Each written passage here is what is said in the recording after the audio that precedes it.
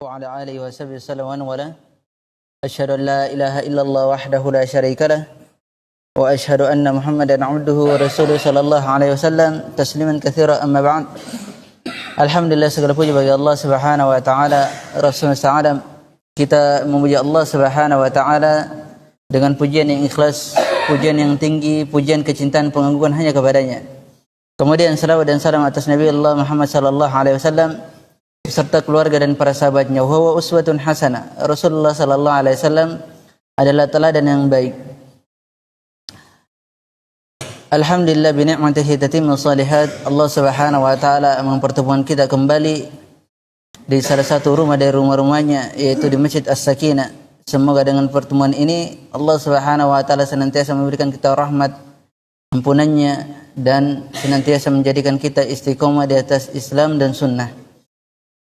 Kita melanjutkan dari kajian kita, itu kajian rutin, yang mana kajian kita ini telah terputus dari bulan Ramadan, yang semoga dengannya Allah Subhanahu wa taala memudahkan kita untuk melanjutkan dan menyelesaikan dari pembahasan kitab kita ini. Qala al-musannif rahimahullah taala, kata beliau, aujuhul mu'asyarah, yaitu macam-macam dari pergaulan, macam-macam pergaulan. Walil mu'asyarah aujuhun, bagi di dalam pergaulan itu ada berapa macam, ada berapa bentuk. Di antaranya telah kita bahas, yaitu falil masyayikh wal akabir bil hurmati wal khidmati wa qiyami bi asgharihim. Ini telah kita bahas. Bahkan hak-hak daripada seorang guru wal alim wal muta'allim, itu kita telah membahas dari pertemuan-pertemuan sebelumnya. Bagaimana hak terhadap mereka atau bergaul terhadap para masyayikh, para ulama atau para pembesar, orang-orang yang memiliki kedudukan dari orang-orang yang saleh, orang-orang yang bertakwa, kemudian orang-orang yang memiliki kedudukan dari penguasa, atau dia memiliki kedudukan di suatu instansi. Ini harus diketahui. Oleh sebab itu orang yang memiliki kedudukan itu harus dihormati. Ada penghormatan kepada mereka karena mereka memiliki kedudukan yang Allah Subhanahu wa taala berikan kedudukan itu di muka bumi ini. Bagaimana caranya kepada orang-orang tua, orang-orang besar pun kita pun ada pergaulan terhadap mereka. Caranya dengan menghormati mereka, melayani mereka, kemudian dan menunaikan dari perkara-perkara mereka sibuk dengan urusan mereka. Ini terhadap para ulama, para masyayikh, sibuk dengan urusan mereka, urusan dakwah. Begitu juga kita telah menerangkan bahwasannya dari perkara dakwah itu amatlah berat, dan seorang da'i dari kalangan para ulama atau para kalangan asatidzah tentu memiliki tekanan-tekanan yang banyak sekali. Dan terkadang mereka dari tekanan itu, mereka terkadang zallah, ada kekeliruan di dalamnya. Oleh sebab itu afu, mereka itu dimaafkan. Mereka dimaafkan juga, bukan ada kesalahan daripada seorang guru, ada kesalahan daripada ulama, para masyayikh atau orang-orang yang besar, orang-orang yang mulia, itu tiba-tiba langsung dijatuhkan ketika memiliki kesalahan. Tidak seperti itu tata cara bergaul yang baik. Tata cara bergaul yang baik adalah senantiasa ada kemaafan. Ini nanti akan kita terangkan dari bab setelah ini. Bab setelah ini, bagaimana sifat seorang mukmin. Sifat seorang mukmin ternyata al-afu, as-suf, mudah memaafkan, orang yang sangat pemaaf. Itu sifat seorang mukmin. Kemudian walil aqran wal awsat, ini ana telah rinci. Kita telah merincikan bagaimana bergaul, bagaimana adab terhadap seorang guru. Setelah kita rinci itu, insyaallah rincinya yang disebutkan dari apalagi dari kitab-kitab yang kita nukilkan, yaitu tentang Mawsu'atul Akhlaq. Itu dalam kitab itu telah dirincikan beberapa rincian dari bergaul terhadap para ulama, para masyayikh, dan bagaimana beradab kepada mereka, bahkan tata cara berjalan bersama mereka pun kita diajarkan. Ketika kita berjalan kepada para guru, alim, hendaknya ia berjalan di sebelah kirinya, jangan di sebelah kanannya. Atau sebelah kanannya, bukan jangan di sebelah kirinya. Nah, di sebelah kanannya. Ahsan, di sebelah kanannya, jangan di sebelah kirinya. Walil aqran wal awsad, dan pergaulan terhadap aqran. Aqran itu teman sebaya yang seusia. Bagaimana tata cara bergaul terhadap mereka? Dengan cara bin nasiha wa badli al mawjudi wal qawni 'inda al ahkami ma lam yakun ithman. Bagaimana tata cara bergaul yang seumur dengan kita, dengan cara memberikan nasihat, berupaya untuk mewujudkan dari apa-apa yang ada pada mereka, berupaya kita mewujudkan urusan-urusan dia, berupaya kita mewujudkan dari perkaranya dia yang dia meminta bantuan kepada kita. Begitu caranya. Kemudian memberikan nasihat pada hukum-hukum yang telah ditetapkan padanya. Memberikan nasihat dari ketetapan-ketetapan syariat. Apabila dia ada sedikit pelanggaran atau ada sedikit kekeliruan, maka dia memberikan nasihat. Dan caranya dengan hikmah. Ud'u ila sabili rabbika bil hikmah. Suruhlah ke jalan Rabbmu dengan hikmah. Ingat, menyuruh seseorang, mendakwakan seseorang itu dengan hikmah, ke jalan Rabb, ke jalan Allah Subhanahu wa taala, bukan kepada pendapat, bukan kepada suatu kelompok, tidak. Tapi di sini diterangkan benar-benar dengan hikmah ke jalan Allah Subhanahu wa taala, dengan lemah lembut, dengan kasih sayang, dengan ilmu, tentunya terutama dengan ilmu. Ini begitu cara hikmah, bil ilmu wa rusd, dengan ilmu dan bimbingan Nabi sallallahu alaihi wasallam. Dengan ilmu dan bimbingan Nabi sallallahu alaihi wasallam. Itu berupaya mewujudkan daripada apa-apa yang dia butuh dari saudaranya. Masya Allah ya. Ini dari pertemanan ini, dari pergaulan seseorang bergaul kepada temannya itu, ternyata teman itu memiliki hak. Teman itu memiliki hak. Jangan antum bergaul tapi antum tidak mengetahui hak-hak daripada pergaulan pertemanan tersebut. Jangan sampai kita ini berteman begini, setelah itu nanti ada masalah, atau kita berteman setelah itu dibiarkan saja. Tidak. Pertemanan itu, sebagian para ulama dia mengatakan, kata para ulama, ba'dul ulama ya'tabiru anna sadaqat naw'an min ar-rik. Bahwasanya pertemanan itu bagian daripada perbudakan. Antum tahu makna bagian daripada perbudakan? Jika antum berteman, antum jadi budaknya teman, tidak boleh, tidak. Itu hak. Itu adalah suatu hak. Bahkan ulama mengatakan walaisatis sadaqat bikathrati mujalasat. Pertemanan itu bukan hanya sekedar kita sering duduk-duduk, bukan. Atau wala tabadul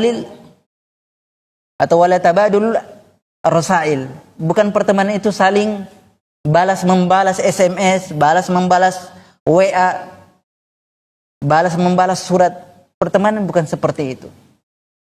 Pertemanan itu yang hakikatnya dan dari hak-haknya adalah apa yang ada pada antum siap antum berikan pada temannya. Temannya antum siap memberikan apa yang ada pada antum. Berat atau tidak? Inilah konsekuensi daripada pertemanan. Jika engkau menjadikan ia teman, maka konsekuensinya seperti itu. Ya, berat bagi orang yang berat. Ringan bagi orang yang ringan. Ini diterangkan oleh para ulama ya. Dan juga bukan pertemanan bikatratid dhahakat. Bukan dari pertemanan itu yang banyaknya dia ketawa bareng-bareng, ada cerita lucu,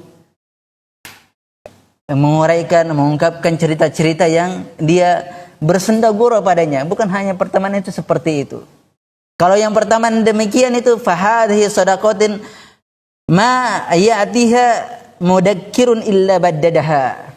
Pertemanan yang seperti ini tidaklah datang sesuatu yang kekisruhan dari pertemanan yang seperti ini. Ada kekisruhan datang padanya, tidaklah kecuali pertemanan ini pasti dia akan menyebarkan dari perselisihan tersebut.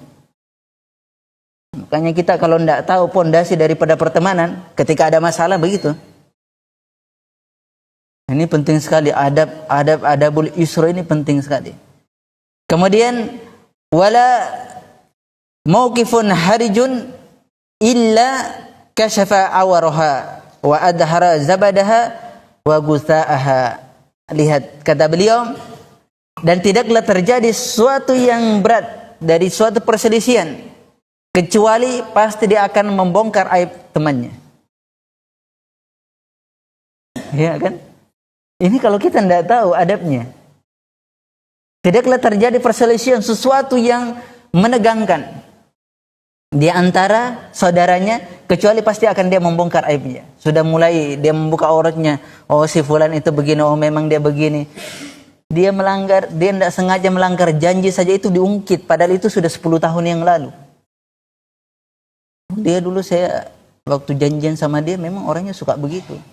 Suka telat-telat. Suka bohong-bohong. Nah itu sudah diungkit semuanya. Padahal apabila seseorang berteman itu uskut, diam. Itulah lisannya seorang mukmin. Apalagi ketika dia berteman, itu dia tidak akan menceritakan keburukan-keburukan dari saudaranya. Anak kasihkan antum 2 kisah. Kisah ini pelajaran bagi kita semua. Lihat, ketika Rasulullah Umar bin Khattab datang kepada Abu Bakar As-Siddiq radhiyallahu anhu ketika meninggal daripada suami dari Hafsah di jihad. Kemudian datang Umar bin Khattab kepada Abu Bakar As-Siddiq. Dia mendatangi. Dia mengatakan, sungguh Hafsah telah menjanda karena suaminya telah meninggal.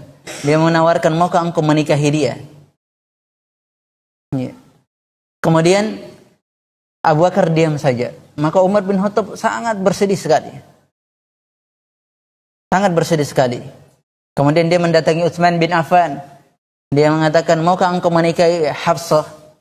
Kata Utsman bin Affan, pada hari ini aku tidak ingin menikah. Kemudian datanglah dia mengadukan perkaranya kepada Nabi SAW. Ya Rasulullah, dia aku mengadukan perkaraku kepada Abu Bakar, namun dia tidak menjawabku sedikit pun. Kemudian aku mengadukan kepada Utsman bin Affan, namun dia mengatakan pada hari ini aku tidak ingin menikah.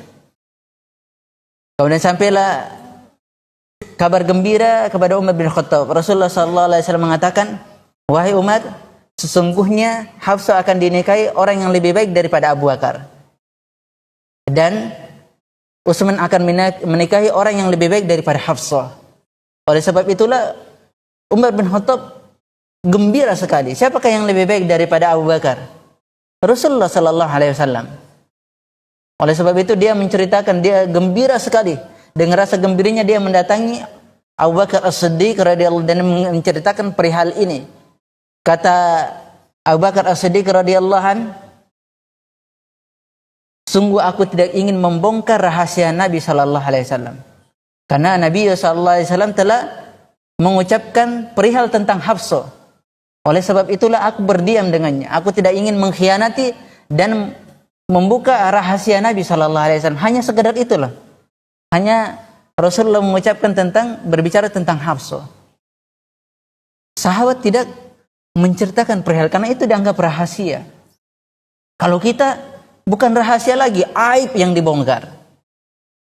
Aib-aibnya dibongkar. Ya kalau dibilang sama temannya, kalau aib itu sudah lumrah kalau di zaman sekarang. Bahkan kalau dia tidak berbicara di mic pun sudah aibnya sudah sampai ke penjuru dunia. Melalui apa? Media sosial yang ada saat sekarang ini. Na'udzubillah, ini perkara kita yang sangat berat di zaman sekarang ini. Akhirnya masalah itu tidak pernah berhenti. Padahal ini permasalahan ini hanya permasalahan yang dianggap kecil, tapi para sahabat, jelinya para sahabat memahami daripada apa-apa yang tersembunyi. Ucapan Nabi SAW menganggap itu adalah rahasia. Subhanallah ya. Ini luar biasa daripada amalan seorang sahabat. Ini mengajarkan kita kepada kita semua tentang amalan mereka. Kemudian dari kisah tentang siapa? Kisah tentang Fatimah. Kisah tentang Fatimah radhiyallahu an. Ketika menjelang wafatnya Nabi SAW, dia melihat Fatimah yang sangat bersedih sekali, maka dia memanggilnya. Karena Fatimah itu adalah orang yang paling mirip dengan Nabi SAW. Tata cara jalannya pun sangat mirip sekali. Dia memanggil Fatimah, kemudian dia membisikkan bisikan yang pertama. Bisikan yang pertama adalah bahasanya engkau adalah sayyidat fil jannah. Engkau adalah penghulu wanita-wanita di surga. Kemudian yang bisikan yang kedua, bahwasanya orang yang dari keluarga Nabi sallallahu alaihi wasallam yang menyusul Nabi sallallahu alaihi wasallam adalah Fatimah. Yang pertama dia bersedih. Yang kedua dia menangis dengan bisikan yang kedua. Yang bisikan yang pertama dia bersedih, dan bisikan yang kedua dia tersenyum dan tertawa. Tersenyum dari bisikan yang kedua. Aisyah radhiyallahu an penasaran dengan hal yang demikian. Penasaran dari hal yang demikian. Yang pertama, dia bersedih. Apakah dia mengatakan, ya Fatimah, bisikan apa yang engkau bisikan, yang engkau dibisikkan oleh Nabi SAW? Kata Fatimah, dia mengatakan, aku tidak akan menyampaikan rahasia Nabi SAW. Ini dianggap rahasia. Padahal hanya diberikan kabar gembira, dianggap rahasia. Kalau kita, aib itu yang benar-benar rahasia dibongkar. Iya. Aib itu yang benar-benar rahasia dibongkar. Nanti dia bilang sama temannya, ini rahasia ya, jangan kamu sampaikan sama temanmu, kamu saja yang saya sampaikan. Yang temannya nanti dia bilang, ini rahasia ya, jangan kamu sampaikan sama temanmu. Ya itu bukan rahasia lagi namanya itu. Itu membongkar aib namanya. Ya begitu tuh seterusnya. Ini jangan kamu sampaikan, akhirnya enggak ada lagi yang bisa kita percaya dari orang-orang yang menisbahkan kepada sunnah Nabi SAW. Ini kan repot kalau hal yang seperti ini. Namun Fatimah radhiyallahu an itu menceritakan setelah wafatnya Nabi SAW itu diperbolehkan hal yang demikian. Nah ini teman benar-benar, kalau berteman itu ingat ya, kalau antum berteman berarti antum siap untuk membantu dia. Begitu juga ketika terhadap dia siap membantu antum. Itu namanya pertemanan. Ya, kalau tidak, repot. Sebagaimana yang dikatakan orang Arab, kata orang Arab dari dari masyarakat, yang orang-orang dari bangsa terdahulu, dia mengatakan, wa anta akhi ma lam takun li hajatun fa in aradat akantu alla akhon dia. Kata pepatah Arab dari kalangan masyarakat Arab itu, dia mengatakan, engkau adalah saudaraku kalau tidak ada kebutuhan. Namun kalau apabila ada kebutuhan, aku memiliki kebutuhan, maka aku yakin aku tidak memiliki saudara. Kita bersaudara. Ana bersaudara kalau ana lagi butuh antum. Antum bersaudara kalau antum lagi butuh ana. Iya kan? Tapi kalau saya benar-benar lagi butuh, maka benar-benar saya yakin bahwasanya saya tidak memiliki saudara. Siapa yang mau bantu? Kecuali orang-orang yang Allah kokohkan hatinya dari keimanan, dari persaudaraan. Dia mengatakan, kamu itu saudaraku kalau saya memiliki kebutuhan.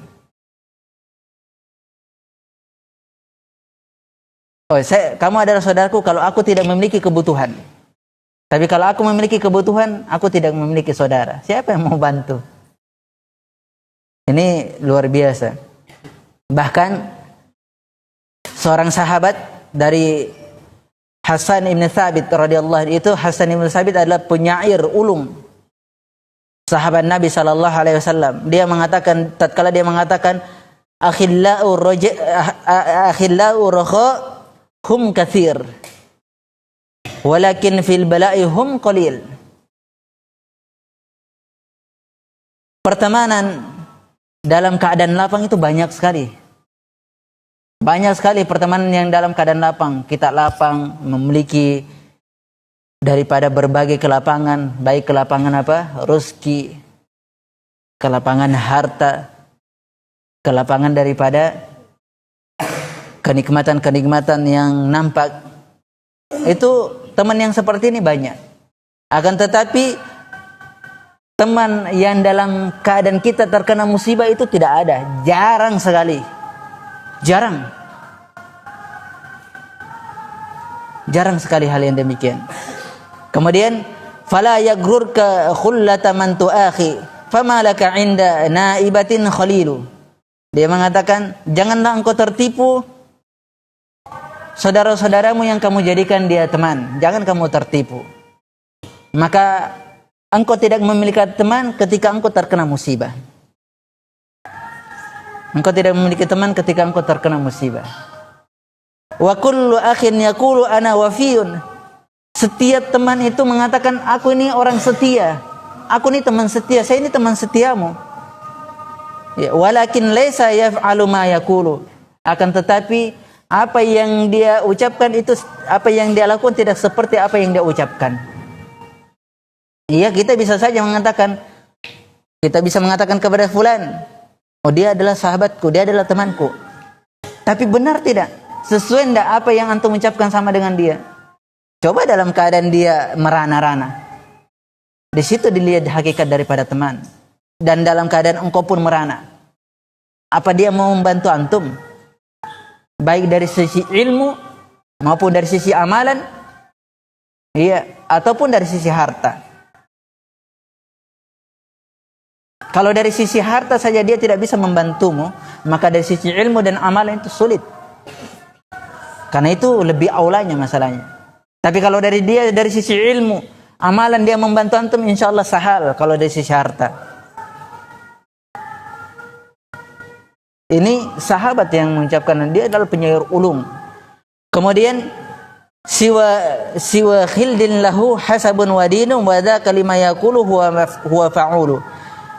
Kecuali pertemanan, yang pertemanan itu dilandaskan di atas kemuliaan dan agama. Terakhir itu ya, di atas kemuliaan dan agama. Maka itulah pertemanan, apa yang dia ucapkan pasti dia lakukan. Karena di atas kemuliaan. Masya Allah, ini bagus sekali sebenarnya syair-syair dari kalangan terdahulu. Bahkan ada seorang tabi'in, itu dituliskan surat. Tapi ini dari kisahnya ternyata dia dibunuh, dipenggal. Dia dituliskan surat kepada seseorang. Dituliskan surat kepada seseorang. Di dalam kisahnya disebutkan, kataba ahadum ila Abdullah ibni al-Muqaffa. Ada seseorang menulis surat kepada Abdullah ibn Muqaffa. Dia mengatakan yaltamisu ma'aqid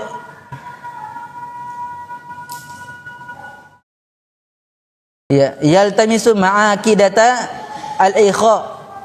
Dia menginginkan pertemanan, ikatan pertemanan. Orang tersebut menginginkan ikatan pertemanan terhadap Abdullah ibn Muqaffa. Wal ijtima'i ala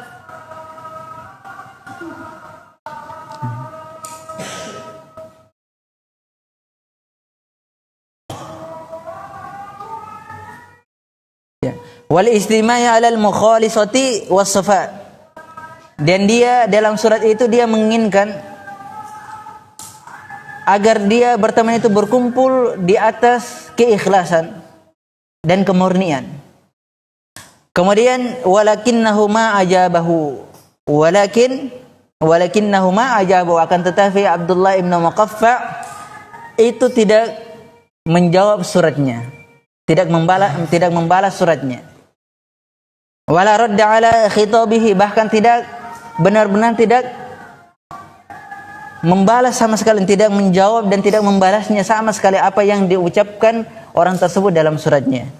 Kemudian fahazina lidzalik, maka orang tersebut bersedih disebabkan dia tidak membalas surat daripada Abdullah ibn karena dia tidak dibalas, suratnya tidak dibalas oleh Abdullah ibn Muqaffa. Kemudian wa kataba ilaihi ya'tabu alaihi, maka orang tersebut mengirim surat kedua kalinya. Di dalam surat itu dia mencela Abdullah ibn Muqaffa disebabkan dia tidak membalas suratnya, kemudian dia tidak dijadikan teman. Ini pelajaran berharga. Kemudian fakataba lahu Abdullah ibn Muqaffa, maka setelah datang suratnya yang kedua, maka Abdullah ibn Muqaffa apa yang dia ini, maka dia membalas suratnya dan menulis surat kepadanya.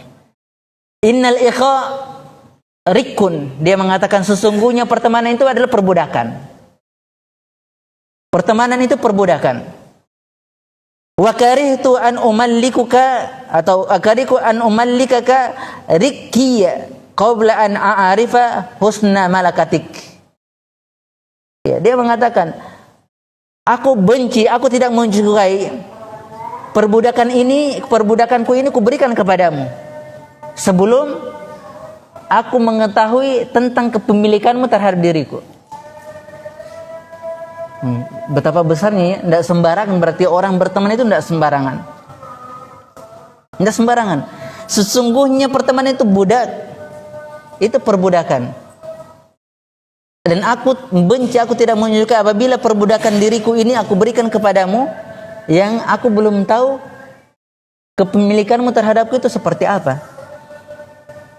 Ya, jadi kalau berteman itu jangan asal berteman saja, baru ketemu langsung Masya Allah, lihat dulu pertemanan itu, karena terkadang yang antum jadikan teman itu kadang khianat di belakangnya antum. Dan sifat khianat adalah sifatul munafikin. Mukmin itu tidak pernah berkhianat. Dari sifat-sifat seorang mukmin itu tidak pernah dia berkhianat. Kalau dia zalla, terjatuh dalam kekeliruan, itu wajar seorang muslim. Karena manusia memiliki sifat kekeliruan, kadang dia terjatuh. Namun kalau dia khianat, itu tidak. Karena khianat itu sifat daripada sifat min sifatil munafik. Sifat min sifati al-munafik. Saya selesaikan dulu ini, baru kita ini selesai. Walil muridin wa asogir, dan pergaulan terhadap para tulab dan orang-orang yang orang-orang kecil, orang-orang yang lebih muda daripada kita. Bagaimana caranya? Bil irsyadi wa ta'addubi wa hamli ala ma yujibuhu al ilmu wa adabus sunnati wa ahkamu bawatin wa hidayatu ila taqwimiha bi husnil adab. Lihat bagaimana cara bergaul terhadap anak-anak muda yang lebih di bawah umur daripada kita, dengan cara membimbingnya, mendidiknya, dengan mendorongnya untuk mempelajari ilmu-ilmu yang wajib. Ya, menyuruh seperti ayo belajar tauhid, ayo belajar menghafal Al-Quran, belajar mempelajari sunnah, menghafal sunnah Nabi SAW. Ya, ayo menghormati yang lebih tua. Seperti itu tata caranya. Jadi benar-benar mengajarkan, mendorong mereka untuk mempelajari ilmu-ilmu yang diwajibkan atas mereka, seperti ilmu tauhid, bagaimana makna la ilaha illallah, apa rukunnya, apa syaratnya. Ya kan, seperti itu adalah ilmu-ilmu yang wajib. Beradab dengan sunnah, Kemudian mempelajari hukum-hukum yang berkenaan dengan apa? Amalan hati, membimbingnya dan memberikan petunjuk untuk menegakkan adab-adab yang baik, memberikan petunjuk kepadanya bagaimana sih adab yang baik, bagaimana tata cara duduk yang baik, bagaimana bermajelis yang baik, bagaimana berteman yang baik, itu dengan adab yang mulia, mengajarkannya dari berbagai macam sisi adab-adab yang dianjurkan oleh syariat, yang mana telah diajarkan dan disampaikan oleh Nabi sallallahu alaihi wasallam. Nah, sudah ya. Cukup, Pak. Cukup. Ya. Demikian apa yang bisa kita sampaikan di pertemuan malam hari ini. Lebih dan kurangnya mohon dimaafkan apabila ada kekeliruan kita sampaikan. Semoga Allah Subhanahu wa taala mengampuni kita dan mengampuni orang-orang yang mendengarkan kekeliruan tersebut. Di pertemuan berikutnya ini saya singgung kisi-kisinya, bahwasanya dari bab pertemanan itu adalah as-sufhu 'anil asarat, memaafkan dari kekeliruan, kesalahan-kesalahan saudaranya. Ini sangat penting sekali ini babnya ternyata. Memaafkan, mudah memaafkan. Karena intinya orang yang mudah memaafkan, dia lebih banyak dicintai oleh manusia. Orang yang mudah memaafkan lebih banyak dicintai oleh orang-orang, dan cepat orang mencintai dia. Cepat sekali orang mencintai dia. Ini yang kita akan bahas di pertemuan berikutnya. Wallahu taala alam. Ini ada madu. Hah? Hah? Dibagi saja. Tidak usah pertanyaan. Oh ya, pertanyaan. Siapa nama yang mengatakan tadi sahabat yang mengatakan apa? Jika dalam keadaan lapang itu banyak teman, tapi dalam keadaan sempit itu teman itu sangat sedikit sekali. Siapa sahabatnya? Hah? Ayo cepat. Kenapa malu-malu? Ayo.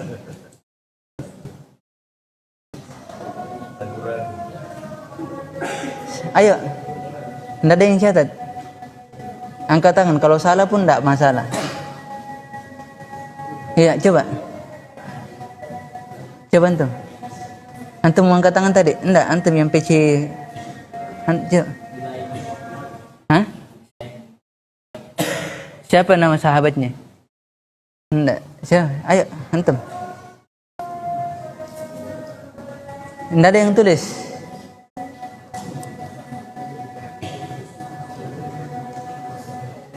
Itu yang di belakang ada yang tulis enggak? Siapa tahu ada yang di balik hijab. Sahabatnya tadi yang saya bilang, siapa yang mengatakan teman dalam keadaan lapang itu banyak, namun dalam keadaan sempit itu sangat sedikit. Ayo, dia azan dulu ya. Ayo, siapa yang mau azan dulu?